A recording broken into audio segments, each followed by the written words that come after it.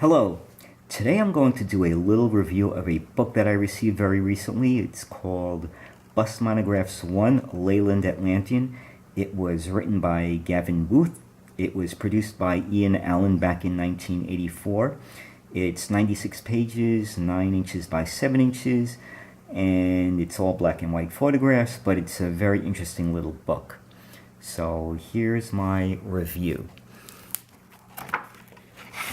The Leyland Atlantean was originally produced back in 1958.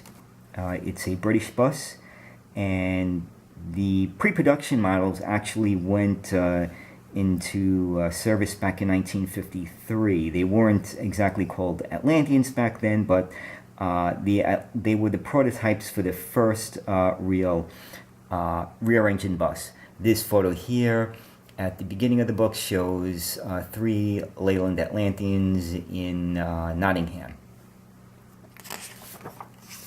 The chapters of the book are Introduction, The Bus with the Big Future, Safely On, Speedily Off, Bonus Buses, Rush Hour Isn't Crush Hour Anymore, Versatile Atlantean, Leaves Other PSVs Behind at the Bus Stop, Still the Most Economical Double-Decker and Now Better Than Ever, Driving an Atlantean is Child's Play, and Facts and Figures.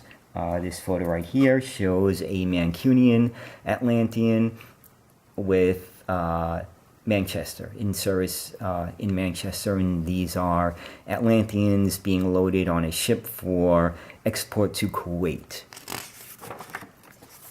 Now the first Atlanteans, or rather the first prototypes, as I said, were built back in 1953. This is the first example. As you can see, it had a body that was more like a trolley bus rather than a bus. And even though it had a rear engine, it also had a rear entrance, which was quite unusual. Here is the second prototype that had more of a conventional type styling with a separate driver's cab. This photo here shows the first production Atlantean back in 1958.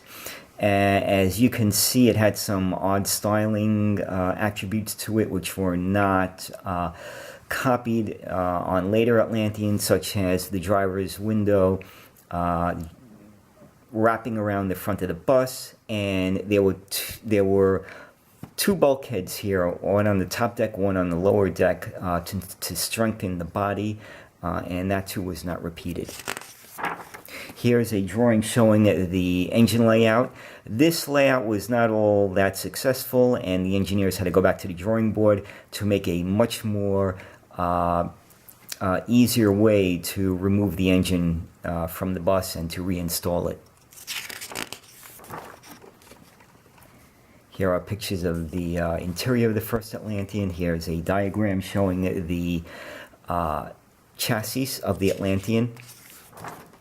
Here's a cutaway view of the Atlantean's body, on the first prototype, showing the seating layout. These are examples of the first Atlantean body style.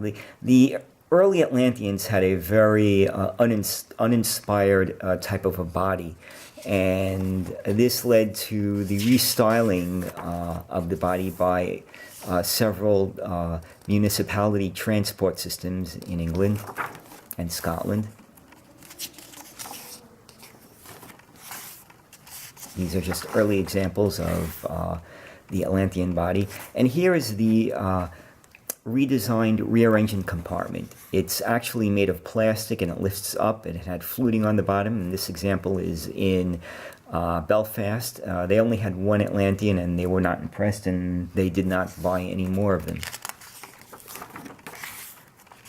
Here are the first really restyled types of Atlantean bodies. This one was built by Alexander, and it's in service with Glasgow. And this one is in service with Liverpool.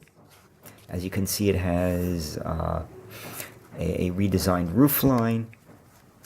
But the one for Glasgow was much more interesting. It just was a more pleasing style to it.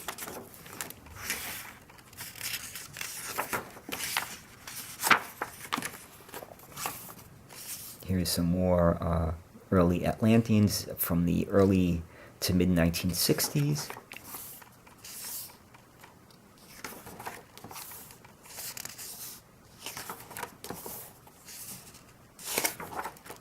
This one is for Edinburgh Corporation.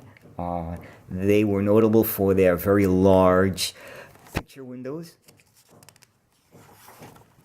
This one was similar to the one for Edinburgh, and this one was built for use at Heathrow Airport, hence the TWA logo.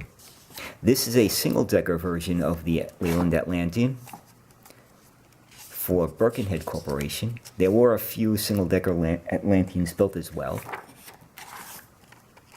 This is the Mancunian design for Manchester. It was a real breakthrough in design for British double-decker buses at the time. And as you can see, the front of the bus had a very large windscreen, which really was not repeated in most other Atlanteans. It was very unique to Manchester. Some more redesigned body styles. And when you look at the entire picture of the Atlantean, they really had a tremendous amount of variation within them. You know, single door, double doors, all types of window configurations. This one here was built for Dublin. They built their own bodies.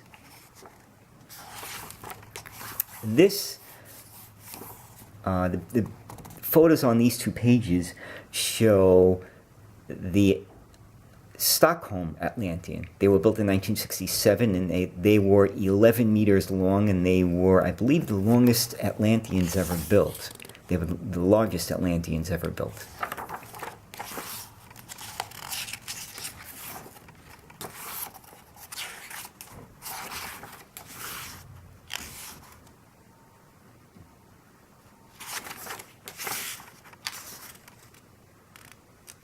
Some more Atlantean body styles. As you can see, the variation was like almost limitless. This is a bus built for export to Baghdad, Iraq, and it's testing on a street somewhere in England. This one is for Kuwait. These are more exports, as you can see here. This is a very interesting photograph. As you can see on the bottom of page 75, this was one of the 8 Leyland Atlanteans that were sent to New York City for use on Fifth Avenue. They were acquired by the New York City Transit Authority back in 1976. They weren't successful, and they only were in service for a short time. And let me read the caption to you. It says, the 8 Atlanteans supplied to New York in 1976 had Park Royal bodies based on the Mancunian design, which was in Manchester. Leyland ensured that the British origins were not forgotten by fixing larger than normal Leyland lettering on the front. One is seen at Preston Bus Station before shipping to the United States. And there was another paragraph, a couple of pages back, that I read on the New York Atlanteans, and it says it right here. Atlanteans with Park Royal bodywork were chosen for use in New York in 1976. These were part of a national experiment, but a number of problems, both imagined and real, conspired to keep them off the road, and their life in the Big Apple was short. They then appeared in San Francisco as an alternative transport when the cable car system was being renewed. So I didn't know that they were sent to San Francisco because of the cable car system being out of service. I know that Gray Line of San Francisco did buy them for sightseeing purposes. This is an Atlantean that was built for Australia, and it's on demonstration in Japan.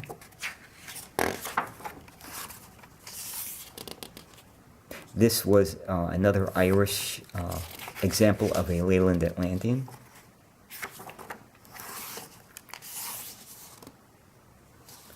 These are examples of the earlier type of body work, the more uninspired type of body. Just some more examples of the variations of the Atlanteans. This is another picture of the prototype, the pre-prototype actually, and this is the second pre-prototype. This is a preserved Atlantean with Potteries Motor Traction Company, and this photo is another photograph of the Atlantean in Stockholm. And these are more examples of the single-deck Atlantean. They were actually chopped down from a double-deck Atlantean.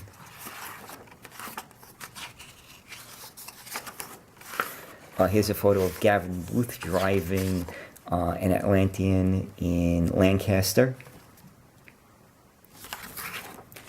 And we come to the end of the book, and here's a diagram of the chassis of the AN68. Most of the Atlanteans built were of the AN68 variety.